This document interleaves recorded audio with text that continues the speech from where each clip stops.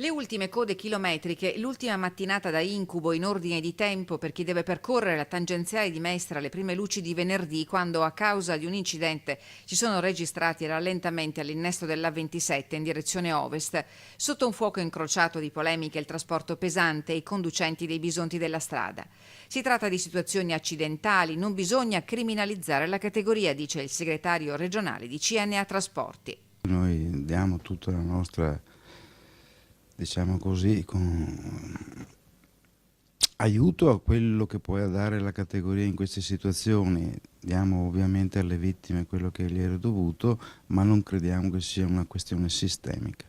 Dopo la perdita di traffico a causa della crisi economica, il trasporto delle merci è sensibilmente ripreso, gli scambi al 90% viaggiano su gomma e a questa nel nord-est non c'è alternativa. Quello che oggi noi vediamo sulle strade è semplicemente una ripresa del sistema produttivo Italia che vede il collettore del trasporto merci la parte finale della consegna delle merci, nulla di più.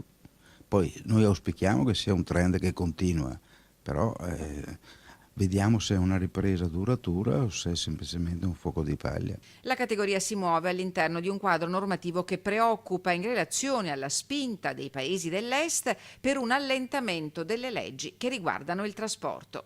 Noi siamo preoccupati di questo perché oltre alla delocalizzazione, ormai è un fatto conosciuto da tutti, ci preoccupa che sia il personale viaggiante sia le imprese e quant'altro non abbiano più un quadro normativo, non dico rigido, ma sicuramente certo. Se andiamo a una spalmatura indiscriminata dei tempi di riposo di guida, al fatto di concedere al vettore di poter destinare il proprio personale dipendente con riposo, termini tecnici, permettendogli di dormire in cabina per giorni e giorni, tutto questo andrà a detrimento della sicurezza stradale.